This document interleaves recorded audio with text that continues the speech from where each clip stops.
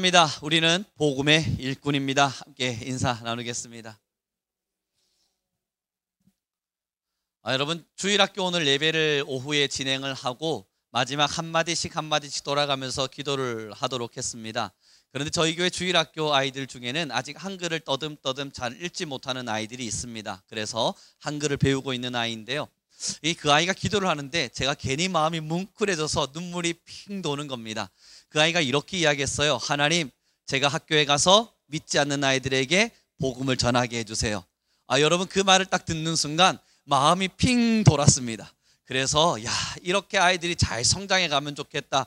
이것이 이들에게 얼마나 깊숙이 박혀있는 복음인지 그건 여러분 중요하지 않아요. 그러나 그러한 고백들을 할 수 있었다는 거, 그렇게 아이들은 한층 한층 성장해 가고 있다는 거, 이게 너무 감사한 일이었던 겁니다. 사랑하는 성도 여러분, 우리도 고백해야 되지 않겠어요? 하나님, 내가 살아가는 삶을 통해서 복음을 증언하게 해주세요.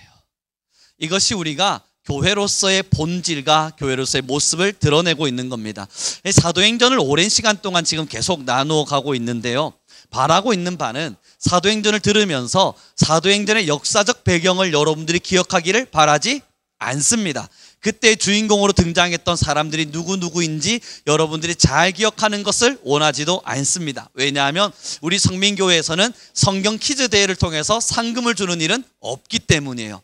그러니 얼마나 많은 성경적 정보와 지식을 알고 있는가, 여러분, 그것보다 더 중요한 것은, 그래서 여러분 이제 사도행전을 지나가는 중중에 여러분들의 입술을 통해서 복음을 전하고 있는 시도와 복음을 전하고 있는 실천과 내가 복음을 어떻게 전해볼까 하는 궁금증과 이제 내가 복음을 증언하며 살고 싶다라고 하는 갈망이 일어나고 있는가, 그것이 우리 사도행전의 우리들의 응답이 되길 바랍니다. 그 마음으로 우리 옆 사람에게 다시 한 번만 더 인사했으면 좋겠어요.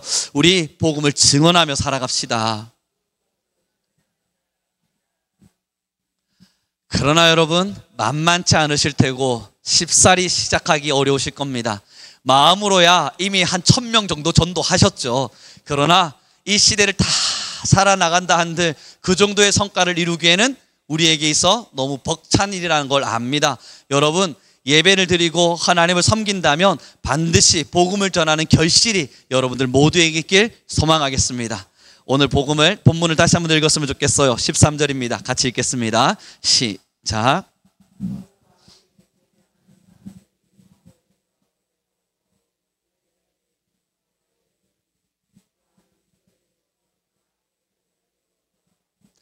여러분, 13절의 말씀에 보니까요, 요한은 이제 떠나서 예루살렘으로 돌아갔습니다. 여기서 이제 한 명의 팀이 찢어지는 역사가 일어났죠. 슬픈 일이기도 합니다만 그만큼 고달프고 어려운 일이었을 겁니다. 그런데 그렇게 이별의 흔적과 이별의 슬픔이 있고 나서 14절의 말씀에 보면 비시디아 안디옥에 도착을 합니다. 여러분, 이 안디옥은 안디옥 파송한 교회가 아닙니다. 비시디아 안디옥이고요, 다른 지역의 다른 안디옥 교회입니다. 여기에 모여서, 안디옥이라는 지역에 모여서 해당에 들어가서 복음을 전하려 할 때에 해당장이 이들을 불러다가 복음을 전할 수 있도록 해줍니다. 왜 그러하냐면 그때 당시 이스라엘은요, 회당의 문화라고 하는 것이 있는데, 회당의 문화는 새로운 정보, 새로운 종교적인 이야기, 새로운 철학적 사고를 가지고 있는 사람이라면 누구라도 회당 앞에 서서 말을 할 수 있었습니다. 그때 당시 로마는 헬라 문화 속에서 철학이 아름답게 꽃피어지고 있었거든요. 그래서 철학을 논하거나 조금 더 내가 유식한 것을 드러낼 수 있는 장소에서 설명하고 듣고 논하고 나누는 것이 그들 나름대로의 교양 있는 모습이었습니다. 그래서 해당장은요, 이 사도 바울과 바나바가 그곳에 오자 너희들도 혹시 여기서 나눌 만한 말이 있는가? 너희도 어떠한 철학을 알고 있는가? 어떠한 새로운 종교를 설명하고자 하는가? 그 자리를 빌려준 겁니다.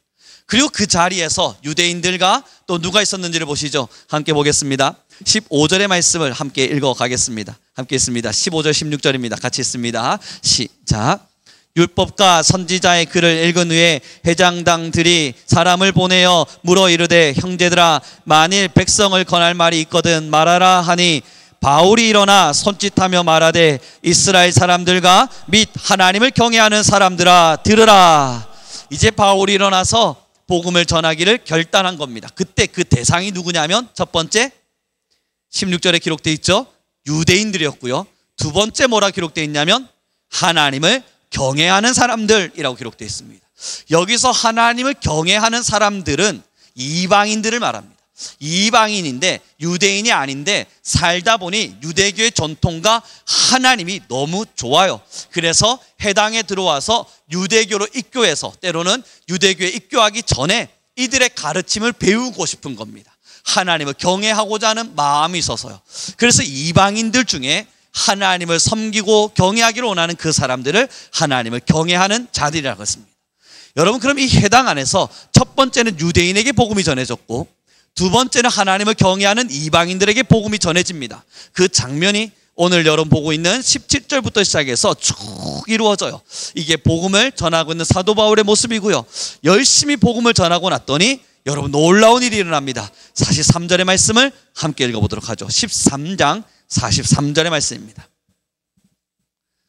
함께 읽겠습니다. 시작. 모임이 끝난 후에 유대인과 유대교에 입교한 경건한 사람들이 많이 바울과 바나바를 따르니 두 사도가 더불어 말하고 항상 하나님의 은혜 가운데 있으라. 여러분, 해당에서 복음을 전했더니 얼마나 놀라운 일이 일어났습니까? 해당의 유대인들이 사도 바울과 바나바에게 나타나서 하나님의 놀라운 말씀을 더 듣고자 하는 거예요. 하나님을 경외했던 이방인들이 또 복음을 들으려고 하는 거예요. 그래서 44절의 말씀을 보시면요, 더 놀라운 일이 일어납니다. 함께 읽어보시도록 하죠. 같이 읽겠습니다. 시작. 그 다음 안식일에는 온 시민이 거의 다 하나님의 말씀을 듣고자 하여 모이니. 여러분, 한 주 해당에서 복음을 전했는데 유대교와 하나님을 경외하는 사람이 돌아왔을 뿐만 아니라 그 다음 안식일에 해당에 왔더니 그 비시디아 안디옥에 있는 온 시민들이, 작은 시민도 아니고, 여러분 44절에 뭐라 이야기합니까? 온 시민이 거의 다 하나님의 말씀을 듣고자 온 거예요. 야, 여러분, 이런 역사만 일어난다면 얼마든지 복음 전합니다. 오늘 여기서 하나님의 음성 전하고 복음을 전했더니 여러분, 온 지역 곳곳에 금곡동에 수만 명의 사람들이 몰려 들어와서 나도 하나님의 복음을 알려주십시오, 나에게도 그리스도의 복음을 알려주십시오 라고 말한다면 여러분, 전도할 맛 나지 않겠어요? 복음을 전할 맛이 날 거 아닙니까? 그런데 우리 성도님들 모두에게 경험을 비추어서 한번 여쭤보고 싶습니다. 지금까지 전도 많이 다니셨죠? 우리 권사님들 또 화요일만 되면 또 전도 나가기도 하는데 어떠십니까? 나갈 때의 기대감은 내가 전도로 나가면 그래도 누군가가 복음을 듣고자 하기를, 그 기대감으로 나아가는데 막상 가보시면요, 천대와 박해뿐. 우리 주일학교 전도 나가도 마찬가지 아닙니까? 아이들이 좀 우르르 몰려 들어와서 나도 복음을 알려주세요, 저에게도 복음을 알려주세요 말해 주었으면 좋겠는데 그런 일은 일어나지 않지요. 그런데 여러분, 오늘 이 사도 바울의 역사 속에는 온 시민이 다 놀랍게 여기며 그 복음을 듣기 위해 달려옵니다. 근데 문제가 어디에 있냐고요? 그 다음입니다. 여러분, 함께 읽어가기 소망합니다. 48절의 말씀을 함께 읽겠습니다. 48절의 말씀 함께 읽습니다. 시작. 이방인들이 듣고 기뻐하여 하나님의 말씀을 찬양송하며 영생을 주시기로 작정된 자들은 다 믿더라. 49절과 50절 같이 읽습니다. 주의 말씀이 그 지방에 두루 퍼지니라. 이에 유대인들이 경건한 기부인들과 그 신의 유력자들을 선동하여 바울과 바나바를 박해하게 하여 그 지역에서 쫓아내니. 여러분, 참 신기한 일이 일어나지 않아요? 복음을 믿는 사람들이 복음을 듣게 됐고 온 시민이 주님을 믿게 되었을 때 그 다음 나타난 일은 그 지역에서 쫓겨나는 겁니다. 그 지역에서 쫓겨남을 당해서 이제 이곳에서 정처 없이 또 다른 곳을 향해 가게끔 되는 거예요. 사랑하는 성도 여러분, 복음을 전한다는 거, 결국은 복음에 매여 살아간다는 거, 이건요 예배 잘하는 거하고 전혀 다른 문제 같습니다.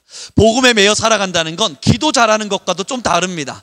여러분, 복음에 매여 살아간다는 건 찬양을 잘하는 것과도 다른 문제입니다. 복음에 매여 살아간다는 건 내가 복음을 증언할 때에 하나님으로부터 오는 박해를 받음에도 불구하고 이 마음과 삶이 요동하지 않는 것, 이것이 복음에 매여 살아가는 사람인 것 같습니다. 우리가요, 복음을 하나님께 주셨을 때 이 자리에서 예배하고 찬양하고 많은 일들을 일으키지만 여기서 역사가 일어나기는 쉽지 않죠. 사랑하는 성도 여러분, 기억해 봐 주십시오. 예배를 통해서요, 저도 어린 시절에 기도를 많이 해본 적이 있어요. 고등학교 어느 한 시절쯤 기도를 막 하는데 하늘이 막 열리는 것 같은 겁니다. 여러분, 저 이단 아니고요, 사이비 아닙니다. 그런데 기도를 하는데 정말 막 하늘이 열리는 거예요. 우와, 이건 뭔가, 이게 그토록 그 많은 목사님들이 부르짖듯 이야기했던 하나님의 임재하심인가, 놀라운 거예요. 이 경험이 얼마나 뜨거웠냐고요? 여러분, 예전에도 한번 말씀드렸는데요, 한참을 기도하는데 막 손이 뜨거운 거예요. 이 두 손이 얼마나 뜨겁냐면 감당이 안 될 만큼 뜨거운 거예요. 막 타오르는 것만 같은 겁니다. 기도를 하다가 부랴부랴 교회 밖으로 뛰어나가서 집으로 가서 냉동실 문을 열고요, 그때 저희 집에는 늘 그 냉동실에 그 얼어져 있는 뭔가들이 있었는데요, 그걸 손으로 꽉 부여잡았어요. 손을 식혀야 될 것만 같으니까. 그때 눈물이 왈칵 쏟아지는 거예요. 와, 내가 하나님을 만났다. 내가 아버지를 만났다. 이게 하늘의 임재고 이게 내가 복음에 사는 거구나. 그 다음날 여러분, 저도 고등학교 가서 짤짤이 했습니다. 이게 현실이잖아요. 여러분, 그렇지 않으세요? 저만 그렇습니까? 저 하나님 만났다고요. 뜨거운 임재를 경험했어요. 여러분, 그 정도 경험, 저 그 이야기를 한번 시작하면요, 그때 하늘의 문이 열리면서 뭔가 하나님께 저에게 뭔가 말씀하시는 것만 같은 이야기를 간증처럼 이야기하라 그러면 한 5시간도 이야기할 수 있습니다. 그때 제 가슴은 불붙듯 뜨거웠거든요. 너무너무 뜨거워서 내가 이러니 예수님을 믿지, 내가 이러니 하나님을 사랑하지. 여러분, 그 얼음덩어리 같은 비닐봉다리에 쌓여있는 어떠한 고기를 꽉 부여잡으면서 와, 뜨겁다. 야, 이렇게 뜨거운 게 하나님의 영이었구나. 학교를 갔다고요. 제 친구들이 우르르 몰려왔어요. 우령아, 왜? 한판 해야지. 작은 갈등은 있었습니다.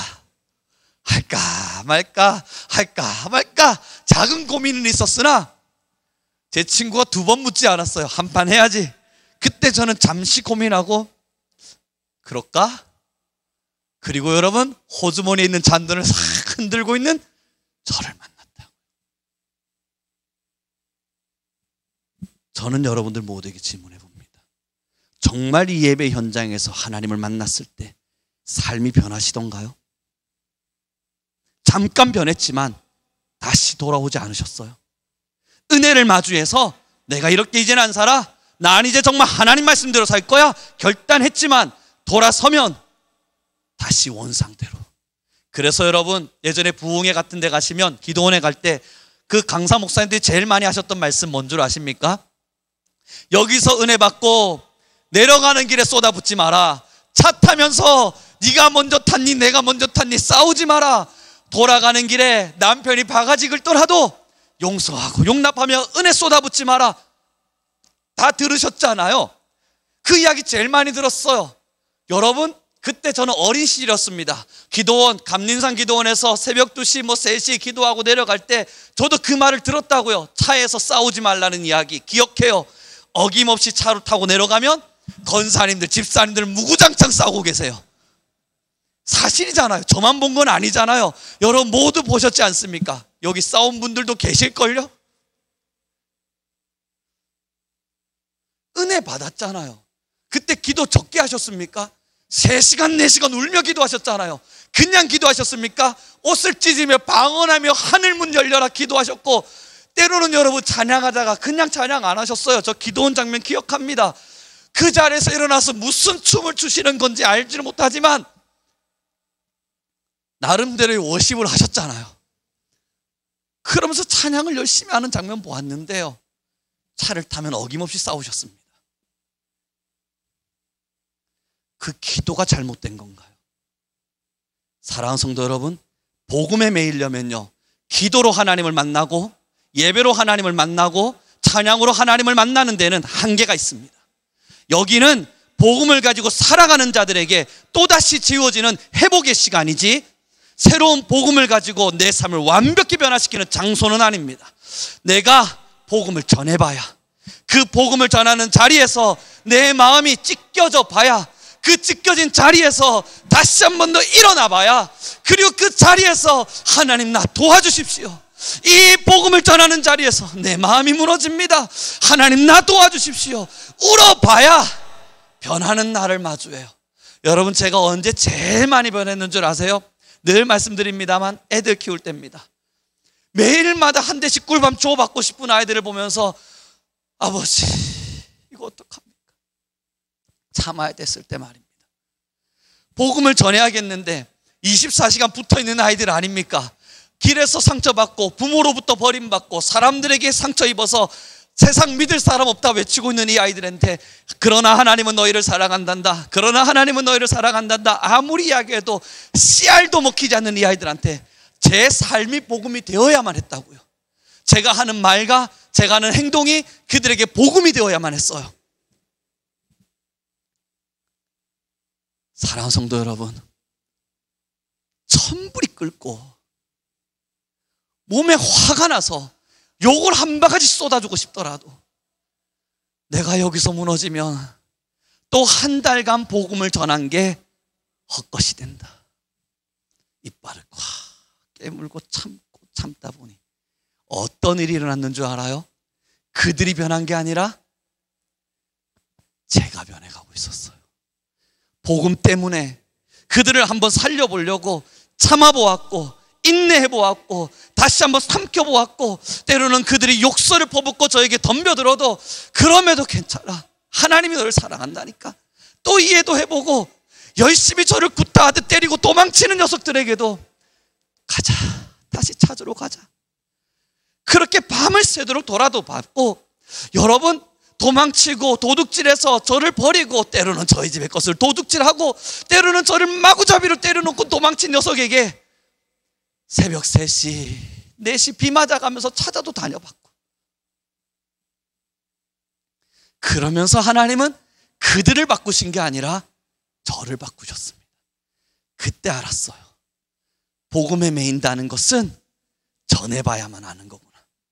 전해보고 꿇어보고 찢겨보고 자존심 짓밟혀보고 거기서 꾸역꾸역 살아나보고 그제서야 예수님의 은혜와 말씀에서 변하지 않는 우리를 마주하게 되는 거구나. 그때 알았습니다. 여전히 변합니다. 여러분 은혜 받고요, 기도하고요, 하나님을 만나고요, 찬양하지만 저도 여전히 돌아서면 하나님의 은혜를 쏟아부을 때가 있습니다. 그럴 때마다 다시 되돌려주는 것은 하나님의 복음을 전했던 그 현장, 여전히 주님의 복음을 전해야 한다는 사명, 여전히 하나님의 말씀을 내가 입술로 품어내야만 한다는 그 거룩한 부담감이 다시 회개하게 합니다. 그렇지 않으세요? 예배만 가지고 있다면요 사실 회개할 거리 안 찾습니다. 우리 솔직히 이야기해 보자고요. 예배만 한다면요 여러분 사실상 우리 그렇게 회개할 거리 찾지 않습니다. 제가요 매일매일 하나님 앞에 회개하며 살기도 하고 때로는 하나님 앞에 잘못된 마음을 품었을 때에도 다시 돌이키는 이유가 뭔 줄 아세요? 이 자리 때문입니다. 복음을 전해야 되는 자리니까요. 이제 곧 예배가 있는데 아버지 이 마음 가지고 또 어찌 예배합니까? 나는 이제 또 복음을 전해야만 하는데 하나님의 말씀이 여러분 거룩을 요청하십니다. 제 마음은 안 거룩한데요 하나님의 말씀이 지금 우리의 모든 죄를 이기라 말씀하십니다. 저는 지금 죄에 무너졌는데요 이거 견딜 수 없는 일이잖아요. 그래서 이 자리로 복음을 전하다 보니 다시 돌이켜보게 되는 거예요. 사랑하는 성도 여러분, 복음을 전하기 전에는요 절대 진짜 변화는 일어나지 않습니다. 기억해 주십시오. 예배로 하나님을 만났어도 기도로 주님을 마주했었어도 엄청난 성경 공부로 대단한 하나님의 지식을 쌓았었어도 내가 복음을 전해보지 않았다면 그리고 그 안에서 싸워본 적 없다면 진짜 예수님을 만난다는 건 굉장히 어렵습니다. 우리 옆 사람에게 이렇게 인사했으면 좋겠습니다. 복음을 전하며 살아갑시다. 그러니 여러분 52절의 말씀이 이렇게 기록되어 있는 겁니다. 같이 읽어보겠습니다. 함께 읽겠습니다. 시작. 여러분 이게 아이러니인 거예요. 지금 복음을 전했고 좋은 결과가 나타난 게 아니라 쫓겨난 거 아닙니까?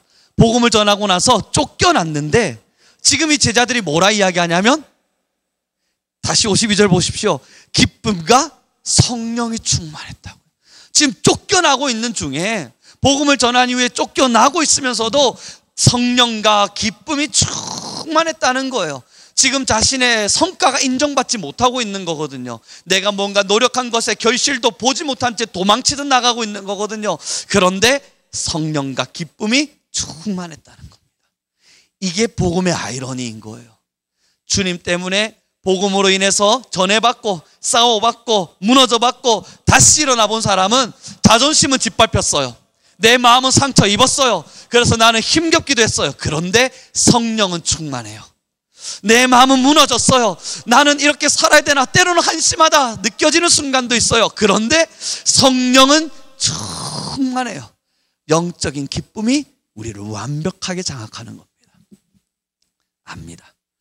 신앙생활 하는데, 아니 나는 성령의 충만함과 하늘의 평안 모르겠는 걸 복음을 전하지 않아서 그렇습니다. 나는 신앙생활 해나가는데 이 거친 풍파 속에서 어떻게 믿음을 지키는지 난 모르겠는 걸 복음을 전하지 않아서 그렇습니다. 사랑하는 성도 여러분, 성경의 아이러니와 믿음의 이 어폐를 다시 한번 생각해 봐 주십시오. 많은 성도들이 뭐라 이야기하냐면요, 하나님이 힘 주시면 복음 전하겠다는 겁니다. 하나님이 내게 그 정도의 은혜 주시면 복음을 전하겠다는 겁니다. 그렇지 않아요. 복음을 전해야 그만큼의 능력이 주어져요. 복음을 전달해야 그만큼의 싸움까지 하나님이 성숙시켜 주세요. 그 자리에 있는데 하나님이 나를 성장시키신다고요? 아닙니다. 나는 그 자리에 멈춰서 있는데 하나님이 나를 이끌어서 그렇게 할 수 있도록 만들으셨으면 좋겠다고요. 여러분, 복음 전하기 싫은 두려움, 복음을 안 전하고 싶은 마음을 하나님께 핑계대고 계신 건 아닐까요? 우리는 솔직해야 됩니다. 신앙 안에서 복음을 가지고 나아가야만 진짜 주님의 사람으로 성숙해 가기 시작합니다. 일어나셔서 여러분들의 모든 자리에서 복음을 위해 살아가길 바랍니다. 잠깐 스쳐 지나가는 인연에게도, 때로는 깊이 마주하는 누군가에게도 예수님을 믿어라 한마디 던져볼 수 있길 바랍니다.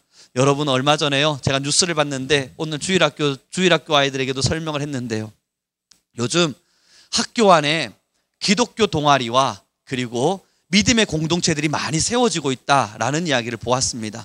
그 얼마나 기쁘고 호재와 같은 소식이었는지 모릅니다. 참 감사한 소식이었어요. 지금의 공교육이 무너져가고 있는 지금의 이 공교육 속에서 하나님을 찾는다는 거, 하나님을 예배한다는 게 어려운 지금의 시대에 믿는 자들끼리 똘똘 뭉쳐서, 야, 우리끼리 기독교 모임 한번 만들어보자, 이런 모임들이 조금씩 일어나고 있다는 겁니다. 감사했죠.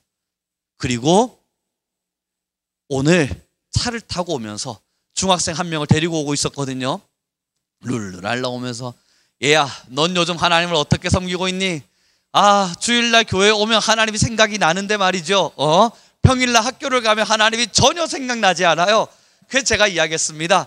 학교에 안 믿는 친구들에게 복음을 전하는 걸 시작해 봐야 돼. 그래야 평일날에도 하나님을 떠올릴 수 있는 거란다 라고 말했을 때 그 아이가 하는 이야기가요, 금요일날, 저번 주 금요일날 자기 학교 내에 기독교 동아리가 만들어졌대요.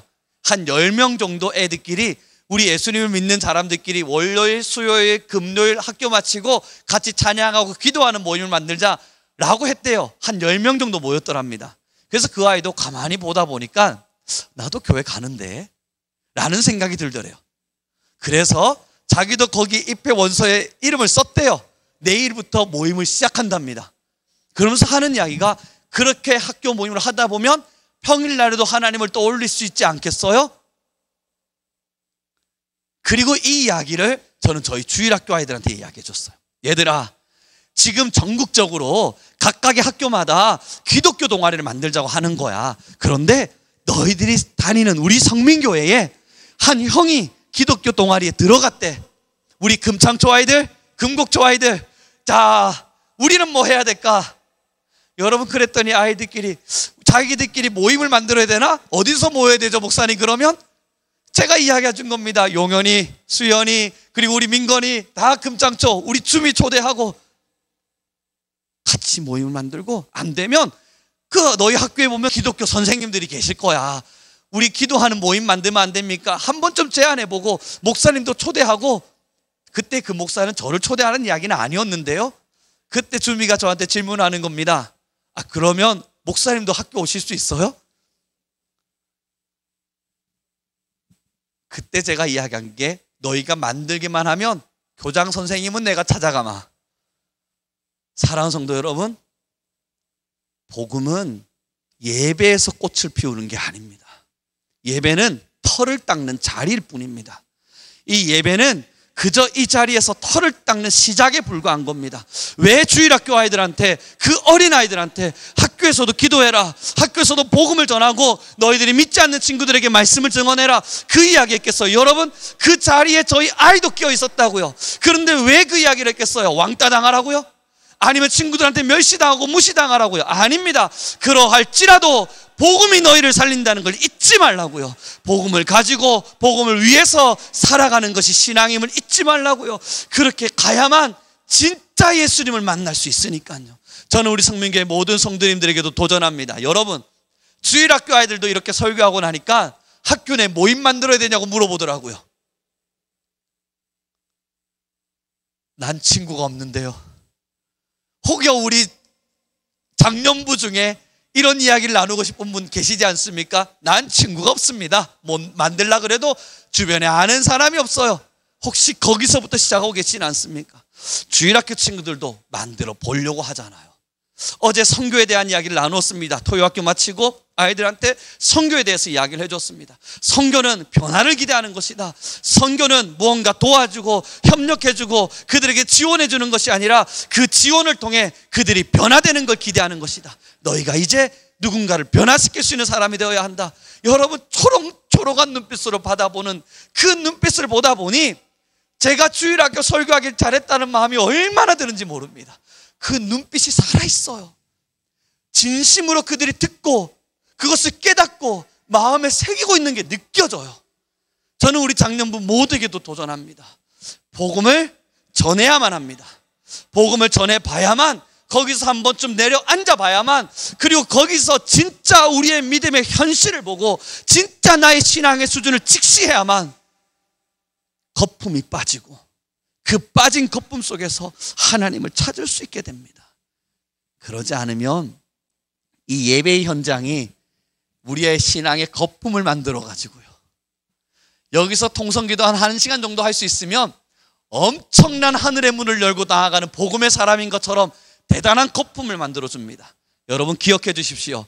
3-4시간 매일 주마다 산에 올라가서 그토록 부르짖었던 많은 어른들이 버스간에서 싸웠습니다. 안 믿는 사람과도 아니고 믿는 사람들과, 같이 기도하고 온 그 사람들과, 우리 교회가 먼저 타니 너희 교회가 먼저 타니 다투었다고요. 저는 어린 시절 그 시절 그 장면을 목도하고 있었습니다. 궁금했습니다. 정말 질문 던지고 싶었었습니다. 방금 전에 목사님이 버스 탈 때 싸우지 말라 이야기했는데 이분들은 왜 싸우지? 그때 전 주일학생이었거든요. 순수하게 그 말을 받았거든요.